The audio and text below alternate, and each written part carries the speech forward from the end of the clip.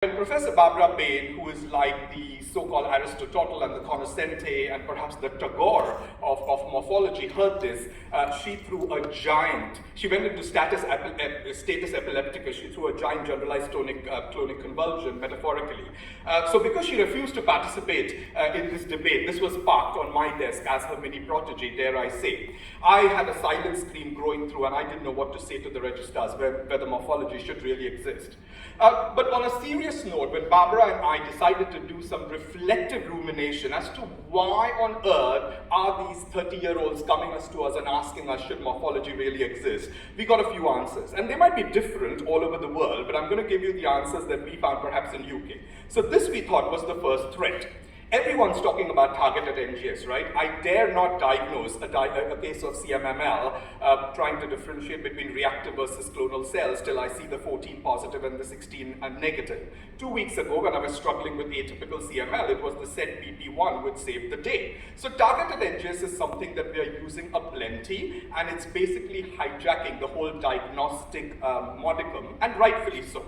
We are obviously doing things like CRISPR-Cas-based, so that is basically your crack in the creation. Jennifer Doudna, who won the Nobel Prize at King's College and UCL, we did have patients who participated in the gene therapy trial for thalassemia and also for sickle cell with CRISPR-Cas-based. We are then doing things like microRNA, which go beyond the coding DNA, and more recently, by which I mean the last 5 years, we have started our CAR T-cell program at King's College. So once you start doing things which look so nifty and so advanced, and people must excuse me, sexy, suddenly our registrars are thinking, the microscope looks really antiquated, it looks vestigial, it's probably something that doesn't need to exist. So one of the reasons, perhaps, is that because we are doing all these things, and it's absolutely important that you do them, people are forgetting the very basics and thinking that morphology is uncool, morphology is not as hot as it should be. And me and Barbara have been trying to say to these people that before you run in the so-called fast and furious lane of targeted NGS, and trust me, I have no antibodies against targeted NGS, I love it, but before you run in that fast and furious lane, you need to learn your walk, you need to learn your crawl, and therefore, unfortunately or fortunately, it will still remain the cornerstone of being a good, astute hematologist, not just a pathologist, but a clinical hematologist. Threat 2 might be particularly for our candidates, so I'm just going to quickly skip through it. Our trainees do look at the microscope with a particular amount of disdain and apprehension and dread. Their antibody titers are 1 in 1024 because we make them do 2 exit exams, the FRC Path 1 and FRC Path 2, for which I run courses, have been doing so for the last 10 years. That's my only claim to fame, perhaps, in the capital. And you can see that the morphology module, which is 180 minutes on day 1 of a 3-day exam, is abysmal. I mean, this is the lowest pass percentage. They're not as bad, but it's going up to 40, 50%, sometimes north of 50%. But the morphology pass rate is very high. So there's a huge amount of morbidity and mortality associated in our morphology program, or at least in the module of the exam. And it's a little bit unfair because it's a very service-related job. So every time they're doing a lab job for 3 months in their 5-year rotation, they just turn into bone marrow sucking machines, or they are pulled for the CAR T-cell job, or they are pulled for the transplant job. So there is very little training that is offered to these poor registrars because they're so clinically oriented. And then suddenly 3 months before the exam, they have to do all this pattern recognition. They have to diagnose hereditary pyropoikilocytosis, they have to diagnose congenital dyserythropoietic anemia type 2, they have to even diagnose Gaucher's disease, which they might have never seen in their 5 years of rotation. So it's a little bit unfair for us to ask them to do so. And then it just becomes pattern recognition. So 3 months before the exam, the registrars are going, tell me how a spirocyte looks, tell me how hemoglobin H looks, and it becomes perfunctory, it becomes boring, it becomes banal.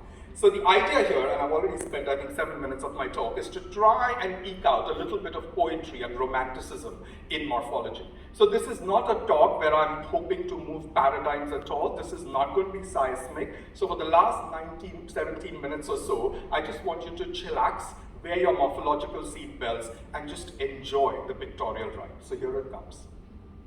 So we're going to start by a case, and this might not be fiercely relevant in the Indian context, but makes a strong point as to what you should be doing to fall in love with morphology and why is it so important. So this is an X-ray where you're basically seeing, needless to say, 2 very unhappy hip joints, and most of you might have taken an educated guess that this is bilateral avascular necrosis of the hip. And in the exam setting, you get an X-ray, you get this kind of question, and then you've got to look at the blood film, which looks like that. So let's identify some poikilocytes to start with. So these, needless to say, are target cells, and we'll talk about them in a nanosecond.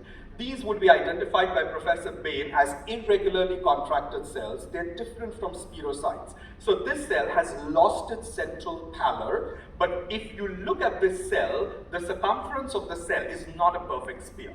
So Professor Bain, and me included now, are perfectionists. So you have got to seek excellence when you're talking about spirocytes. The circumference has to be exactly spherical. And because it isn't, you would call this poikilocyte an irregularly contracted cell, and the etiology of that would be different. But the elephant in the room in this particular blood film are these poikilocytes. So they've already been pointed with black arrows, and the pattern recognition, unfortunately, it does start with pattern recognition, but what I'm going to tell the Gen Z registars here is that you need to go beyond it to understand morphology and fall in love with it, head over heels. So these, many of you, or some of you might have identified, are SC poikilocytes. So this is how SC poikilocytes look. So the first signal that your occipital lobe needs to give you is that this is an SC poikilocyte. It looks like this American lady with two unhappy hips probably has hemoglobin SC disease. I'm kind of vaguely aware that C is not very prevalent in India, but S certainly is. So what we need to do is we need to tap on the so-called visage of this red cell and tell us what is your story rather than just pattern recognition.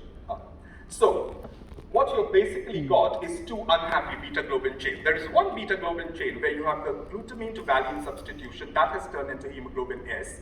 Every time that red cell with one beta S gene goes through a cycle of deoxygenation, the hemoglobin polymerizes. But that's not the only tragic part of this red cell poikilocyte. It's got another unhappy beta globin chain, which is beta C. So here you have basically got another variant, which is hemoglobin C, which basically crystallizes the red cell every time it goes through a cycle of oxygenation. So now if you look at the tragic tale or narrative of this SC poikilocyte, it doesn't take an Archimedes to predict that when this red cell poikilocyte goes through repeated cycles of oxygenation and deoxygenation, there will be crystallization and polymerization respectively, turning the cell into this half-man, half-woman appearance, non-binary appearance of SC poikilocyte. So I think the point that Barbara and I are perhaps trying to make is that once you try and understand the narratives, things could become a little bit more interesting perhaps. So these are just some more pictorial images of how SC poikilocytes look, but we're not going to dwell a lot on that because this might not be fiercely relevant to your practice. So let's do a couple of more poikilocytes. So what I'm going to do in the next 14 minutes is we will talk a little bit about stories of a few poikilocytes, then we will move on to the next phase, which is semantics and the title of these poikilocytes, and the third one will be the company that they keep. So let's talk about a few more stories. So this is how spirocytes look as in electron microscopy, but that is not what you and me use. So we are very likely to see them like this. So this is again to tell you that these red cells have lost their central pallor, but if you look at the circumference, it's a perfect sphere. So Barbara would allow you to call this as a spirocytes. So rather than kind of committing to memory what are the three leading causes of spirocytes for the exam, if you know what the story is, then the answer comes organically to you. So the story of this basically, let me see whether I can go back, I can. So the answer of this story is less membrane. This particular red cell has lost its membrane without an equivalent loss in cytoplasm. Less membrane, more cytoplasm, the cell turns into a spirocyte. So you ask yourself, why might the red cell lose a bit of its membrane? It could be because there is a germline mutation in the spectrin or the ankyrin polymers in the lipid bilayer of that red cell, which is important for the vertical interaction, and there is less spectrin or less ankyrin or less BAN3, which is coded, less membrane, more cytoplasm, boom, the red cell has turned into a spirocyte. It could be in the acquired setting. So for example, if you've got somebody with warm autoimmune hemolytic anemia, which we all know is driven by IgG antibodies, it could be antibody-mediated destruction of the red cell membrane or bits of it, less membrane, more cytoplasm, the cell has turned into a spirocyte. I've given an example of CLL because the incidence of warm autoimmune hemolytic anemia and chronic lymphocytic leukemia is 10%, but in our exams it goes up to 90% because that's how the exam feminists think in their headspaces. So these are some of the spirochetes that you will see in that particular context. In a country like India, for example, it could be severe falciparum malaria, it could be Clostridium, it could be an actual infection causing some red cell destruction and therefore deletion of those motifs of the red cell membrane, turning the red cell into a spirochete. If I was to turn the narrative or reverse the narrative, you're going to get a target cell. So the reason why you get a target cell essentially is you've got more membrane as opposed to cytoplasm. So you have lots of redundant membrane as opposed to cytosol, and therefore the cell looks a little bit like that when it to scanning or electron microscopy, but when you start putting in two-dimensional day-to-day kitchen sink reality of your blood films, the cell then starts looking a little bit like that. It looks like a bullseye because it's a dartboard, right? So what the story here is more membrane. So why might there be more membrane? If you've got liver parenchymal disease or unhappy liver, then you do get an increase in cholesterol and phospholipid in the serum. The red cell is unable to metabolize that extra phospholipid or that extra cholesterol. So changes in cholesterol and phospholipid in the serum are passively deflected and reflected in the red cell milieu. They add to the red cell membrane, so more membrane, less cytoplasm.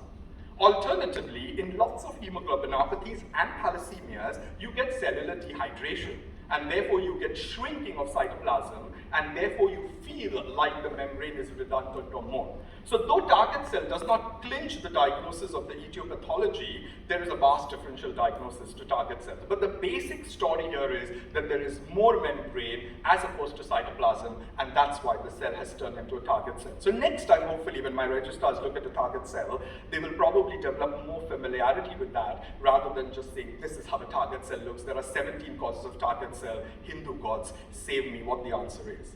I'm going to do one more and then we're going to move on to the semantics. So we're going to talk about spiculated cells, acanthocyte and echinocytes, which we see aplenty in blood films. So the acanthocyte, the word acanthos, as many of you know, does come from the word thorn, so these are pretty thorny cells, and the word echinocyte, which is what I'm pointing to with my very feeble green pointer, is it comes from a Greek word which is called sea urchin, and therefore a sea urchin has multiple of those blood projections coming out through that. So this is how they look in real life. So these are multiple blunt 10 to 20 projections which are uniformly and ceremoniously distributed along the red cell surface.